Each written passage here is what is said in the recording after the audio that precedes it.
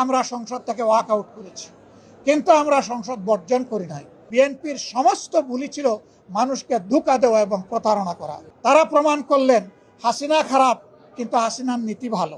আমাদেরকে সুযোগ দেওয়া হয়েছিল প্রথমে 2 মিনিট। আমরা প্রতিবাদ করে বললাম যে 2 মিনিটে তো কোনো বক্তব্য উপস্থাপন করা সম্ভব নয়। তখন স্পিকার মহোদয় প্রথম বক্তাকে 3 দফায় বাড়িয়ে 6 মিনিট দিলেন, যেটা ছিল আসলেই আমাদের উপর একটা কি বলবো, অবিচার। কথাটা বলা ঠিক হয় না, তবে সুবিচার হয়নি। তারপরে আমরা দাঁড়িয়ে দেখলাম যে সংশ্লিষ্ট মন্ত্রী, তার কোনো সময়ের লিমিট নাই, দীর্ঘ সময় ধরে প্রাসঙ্গিক অপ্রাসঙ্গিক অনেক কথাই তিনি বললেন।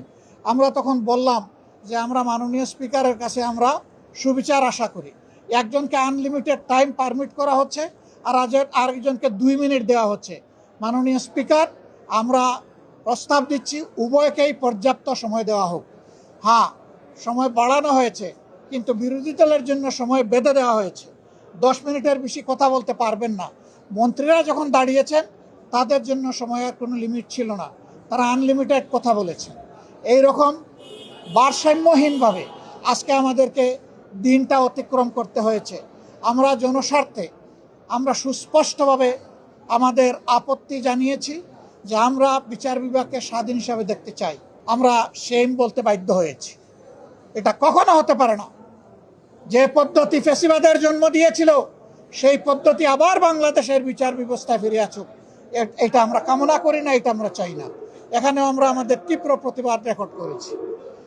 এরপরে বিচারক নিয়োগের ক্ষেত্রে কোথায় এসেছে, তারাই যুক্তি দিতে গিয়ে প্রমাণ করেছেন যে অতীতে দলীয় বিবেচনায় যে সমস্ত বিচারপতিদেরকে নিয়োগ করা হয়েছিল তাদের হাতেই বিচারপতি খায়রুল হকের জন্ম হয়েছে, বিচারপতি মানিকের জন্ম হয়েছে, এবং শপথবদ্ধ রাজনীতিবিদ জনাব এনায়েত রহিমের জন্ম হয়েছে। তারা এটা স্বীকার করেছেন।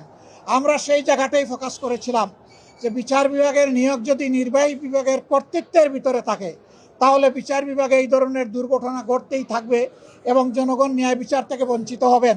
কাজেই আমরা চাই না যে এখানে নির্বাহী বিভাগের কোনো কর্তৃত্ব থাকুক।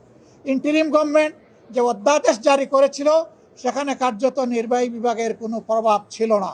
তারা আগেরটাই ফিরে গিয়ে তারা প্রমাণ করলেন হাসিনা খারাপ কিন্তু হাসিনার নীতি ভালো। শুধুমাত্র টু-থার্ড মেজরিটির বলে পাশ করা হয়েছে, তারই প্রতিবাদ জানিয়ে নিন্দা জানিয়ে আমরা সংসদ থেকে ওয়াক আউট করেছি, কিন্তু আমরা সংসদ বর্জন করি নাই। আমরা যাব, জনগণের হয়ে কথা বলবো, জনগণের স্বার্থের পক্ষে অবস্থান অক্ষুণ্ণ রাখবো। জনগণের স্বার্থের বিপক্ষে কিছু হলে আমাদের কণ্ঠ আবারও গর্জন করে উঠবে জনগণের অধিকারের পক্ষে ইনশাআল্লাহ তাআলা রাজিম। শেরপুর এবং বগুড়ায় 2টা নির্বাচন হয়েছে। এখানে অনেকেই বক্তব্য রাখতে গিয়ে বলেছেন 94 সালে হয়েছিল মাগুরায়, এবার হলো বগুড়ায়। শুধু নাম পরিবর্তন হয়েছে, কিন্তু স্টাইল একই ধরনের ছিল। দলীয় সরকারের অধীনে তাদের কমিটমেন্ট ছিল তারা রাষ্ট্রীয় কোনো প্রতিষ্ঠানের উপর হস্তক্ষেপ করবেন না। আজকে কি হয়েছে জনগণ দেখেছে। শেরপুর 3 আসনে এর আগেও আপনারা জানেন আমাদের একজন সহকর্মীকে হত্যা করা হয়েছিল, একটা উপজেলার একজন সেক্রেটারি মৌলানা রেজাউল করিমকে। আজকে আরেকটা উপজেলার একজন সেক্রেটারিকেও হত্যা করা হয়েছে। আমরা তার নিন্দা জানাই এবং এই 2 হত্যাকাণ্ডে দোষী, দুষ্কৃতিকারী, হত্যাকারী, খুনি যারা, এদেরকে বিচারে আওতায় আনার জন্য আমরা এই সংসদের স্পিকারের মাধ্যমে সাহায্য কামনা করেছি। প্রিয় দেশবাসী, এর মাধ্যমে প্রমাণ হয়ে যাচ্ছে যেই লাউ সেই কদু। এতদিন পর্যন্ত বিএনপির সমস্ত ভুলই ছিল মানুষকে ধোঁকা দেওয়া এবং প্রতারণা করা।